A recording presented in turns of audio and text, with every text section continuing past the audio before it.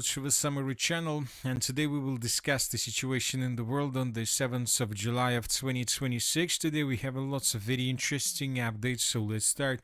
And first we're going to talk about the conflict on the territory of Ukraine, and we will start with the NATO summit that today started on the territory of Turkey in the city of Ankara. We have lots of statements being made already by different leaders of different countries. They were talking lots about Ukraine, about Russia, about the Middle East, and many other different topics were raised by different leaders. Let's discuss the most important of them, and let's talk about the topics that are related to the special military operation. The President of the United States of America stated that he had a very good and lengthy conversation with the President of Russia, Vladimir Putin, and expressed confidence that the Russian President and Zelensky are ready to strike a deal. At the same time, the President of Ukraine made lots of very interesting statements. He said that Ukraine must be in NATO because NATO with Ukraine is the alliance of the future. This is the first statement made by the President of Ukraine, Zelensky. Another one is that Europe needs its own effective anti-ballistic systems and missiles, and this work is already underway. So very difficult to say what kind of deal the President of the United States of America was talking about, but it seems that neither the Russians nor the Ukrainians are ready for this deal, or at least the Russians will never accept the deal where the Ukrainians would have their own anti-ballistic missile systems and where Ukrainians will be a part of NATO. So, which means that the conflict on the territory of Ukraine will continue. And during the previous 24 hours, we received lots of very interesting updates. The Russians, according to information we have, continue attacking the territory of Ukraine, continue attacking logistic hubs, gas stations, and the most important, the railway logistics. So let's discuss everything in details. And first, let's talk about strikes that were carried out by Russians on Ukraine's logistics and railway service. In this video, we can see how the Russians, using drones, were attacking trucks, for example, for the logistic purposes. In this video, we can see several trucks destroyed in the area of the settlement by the name of Chumaki. Furthermore, in the area of the settlement of Sinelnikova, the Russians discovered a train that the Ukrainians were using to bring munition in the area of the line of combat contact, and as a result of attacks, both trains were destroyed by Russians. Moving further, the settlement of PAVLOGRAD, here we have the same situation. A train was discovered by Russians, and then the train was destroyed by Russians. In the same area, we have a parking site in the most western parts of the city, and here we can see how the Russians first discovered this parking site with trucks that most likely the Ukrainians were using to attack deep inside of the territory of Russia, and then the Russians attacked this parking site and destroyed. Moving further, and here we have the Kharkiv direction, the settlement of Blizniki. Here we have more locomotives that the Ukrainians were using to bring munition as close as possible to the line of combat contact. But when the locomotive was discovered by Russians, the locomotive was destroyed immediately. So as you can see, during the previous 24 hours, up to 5 locomotives were discovered by Russians and destroyed as a result of attacks with drones. The city of Kharkiv, the most southern parts of the settlement, here we have this parking site. Even from this satellite picture, we can see dozens of trucks that were located in this area. And when the Russians discovered this position, the Russians attacked this territory. So these are the strikes that were carried out by Russians during the previous probably 2 or 3 days.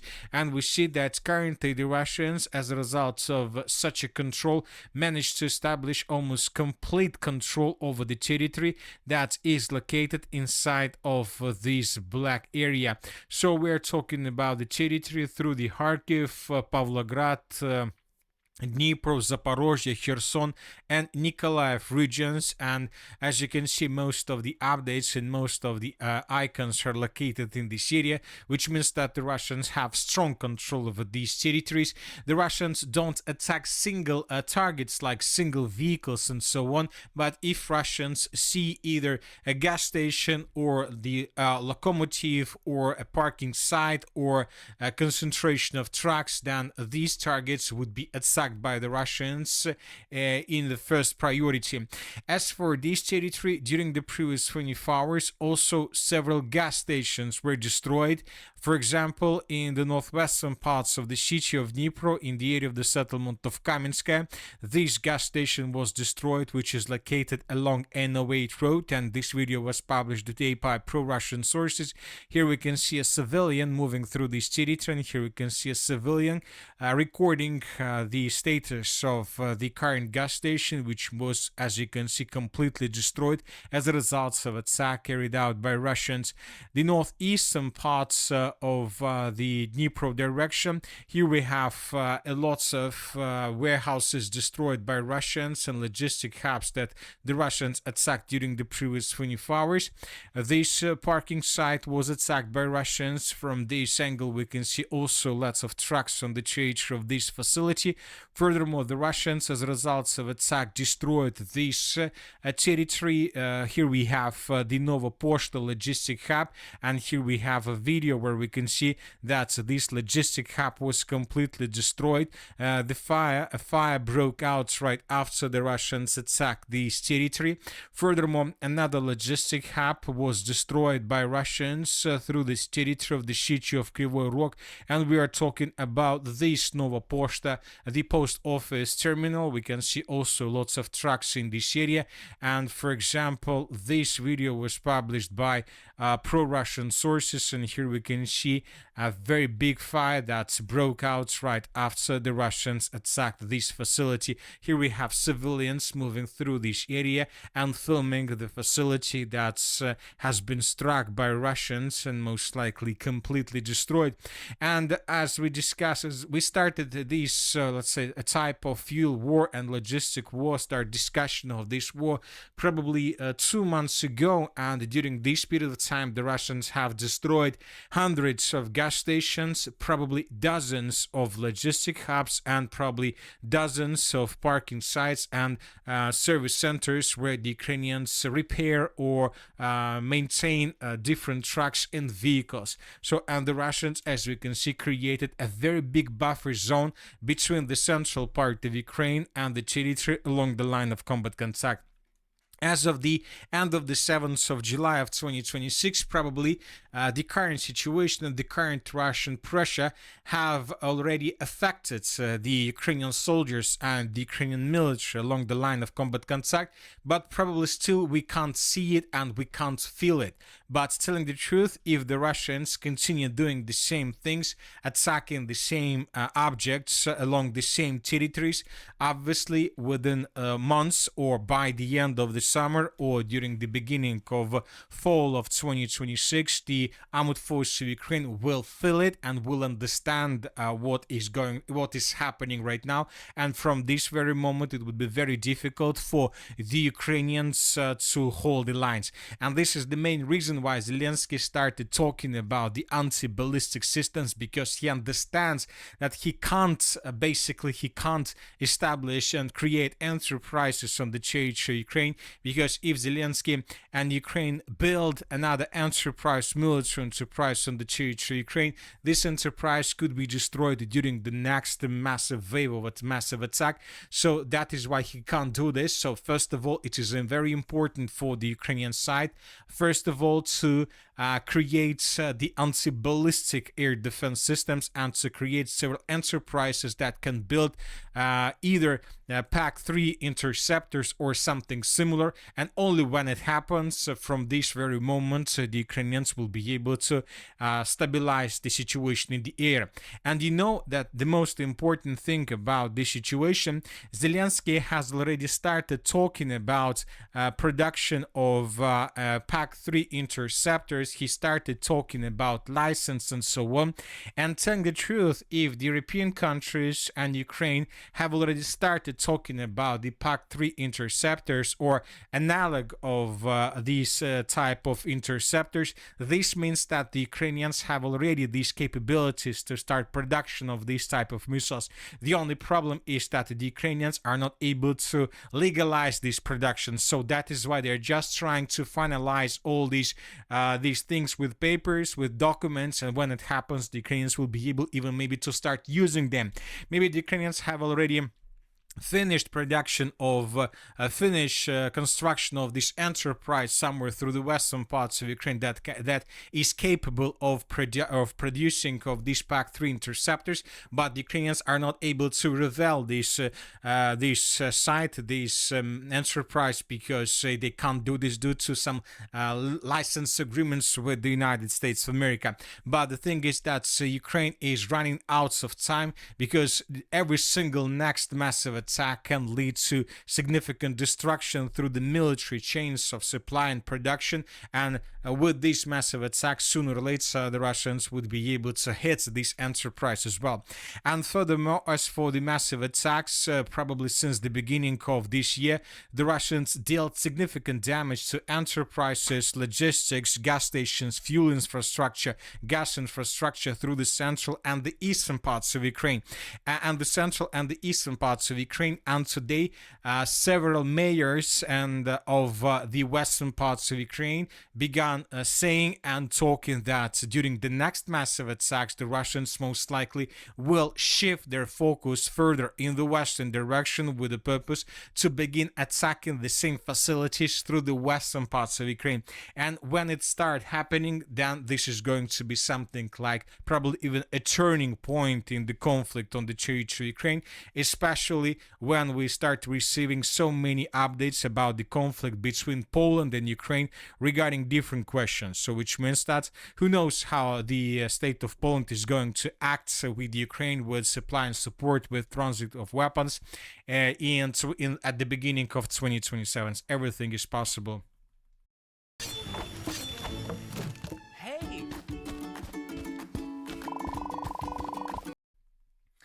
Now let's move further and let's discuss the situation on the ground. During the previous 12 hours, the Ukrainians also attacked deep inside of the territory of Russia. And when this attack ended, the Minister of Defense of the Russian Federation stated that the Ukrainians were using 452 drones just during the overnight attack. The Ukrainians, according to pro-Russian sources, using HIMARS systems, attacked the city of Belgorod. And in these videos, we can see the consequences of attack. The Ukrainians hit and damaged several objects of energy infrastructure, several substations, and the Ukrainians hit the gas facility or something like this. And according to pro-Russian sources, the Ukrainians attacked the Azov Sea.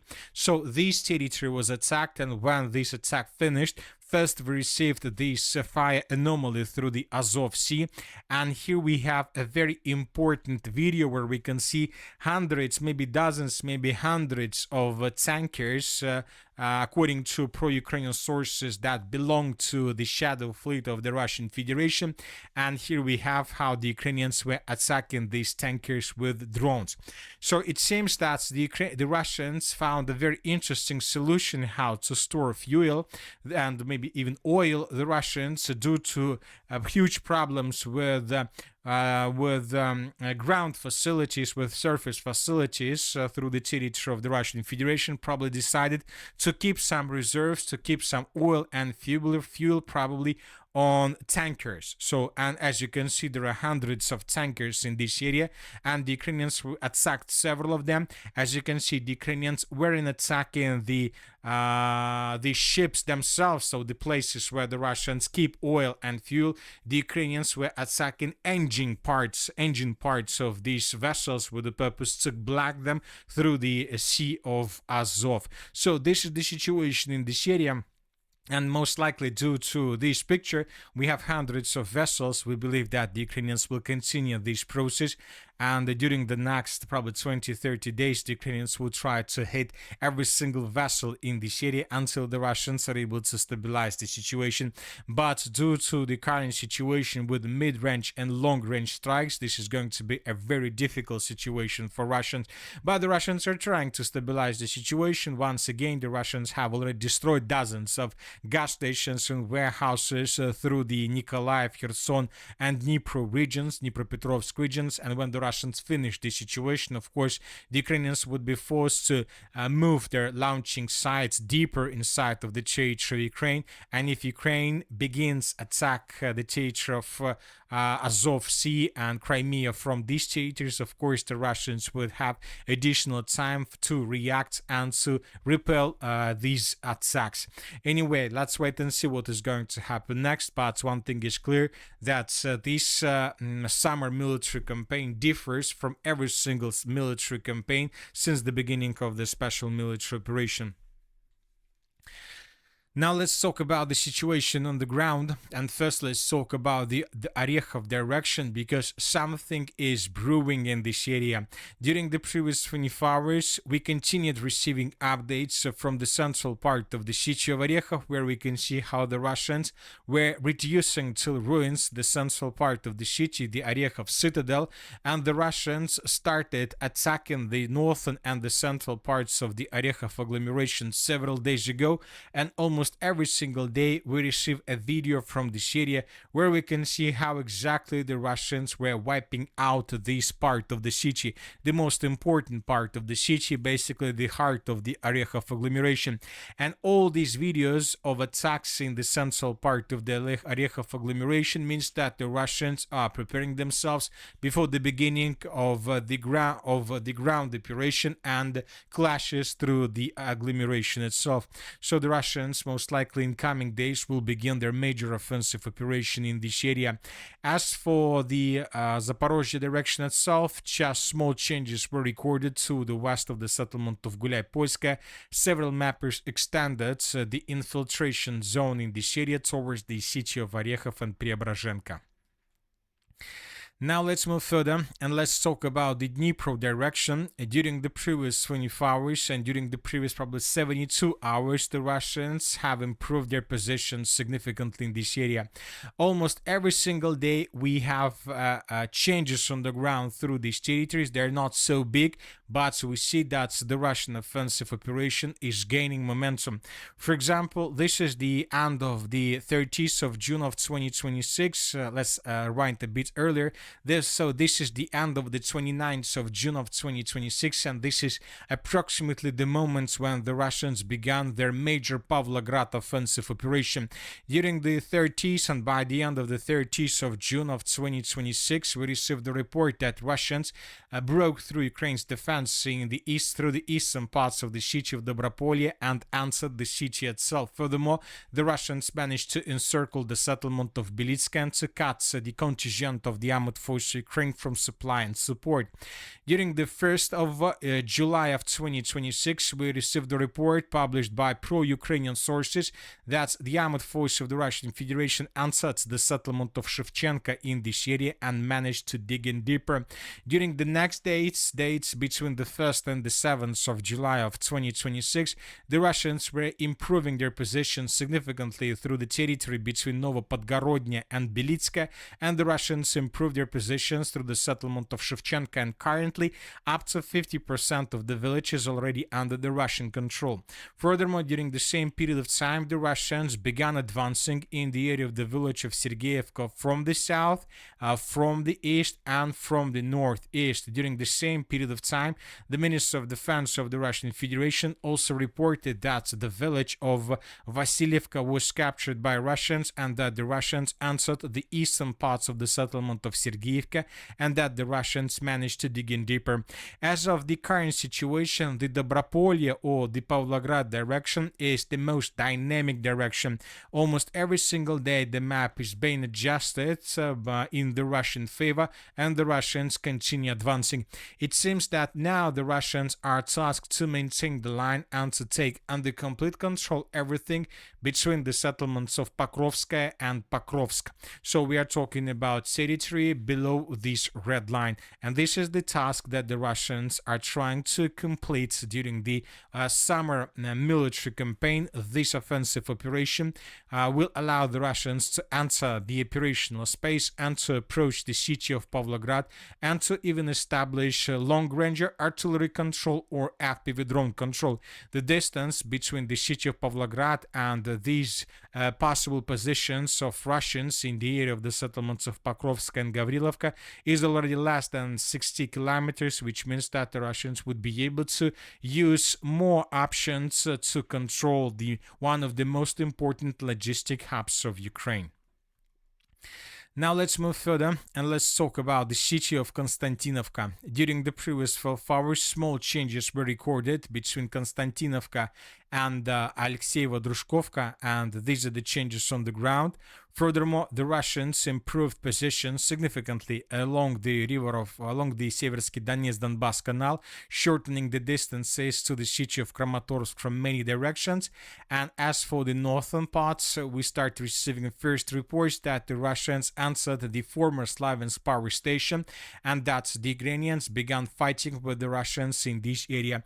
This is a very important piece of news. We still haven't received anything on this matter, so we're talking about videos, but something tells me that in coming days we might receive additional reports about the situation in this region. As for the city of Liman, I expected that during the NATO summit the Russians would announce complete control over the city of Liman, but we haven't received anything. But it's just the first day. Maybe tomorrow, during the second day of the NATO summit, the Russians will announce this, but something tells me that the Russians most likely will postpone this announcement, and they will do this probably within 2 weeks or something like this, when the NATO summit ends and when the Ukrainians from the northern parts would be forced to fall back in the direction of the Borovo pockets, and then the Russians would be able to make this final announcement. As for the Kharkiv direction, this is also one of the most dynamic directions these days. During the previous 24 hours, changes were recorded through the area along the river Oskol. The Minister of Defense of the Russian Federation, as well as the group of forces north, today reported that Russians, as a result of an offensive operation, managed to establish complete control over the settlement of Petropavlovka. And these are the changes on the ground between the dates. The Russians continue tightening the news to the south of the settlements of Bely, Kolodets and Veliki Burluk, and currently the distances between the Pechenegi water reservoir and the city of Kutkovka, the village of Kutkovka, is already less than 45 kilometers, and the Russians would continue tightening the news along this red line with the purpose to either encircle the Ukrainians in this area or to force them to fall back. The battle for the Kharkiv direction continues. And that's it for today. The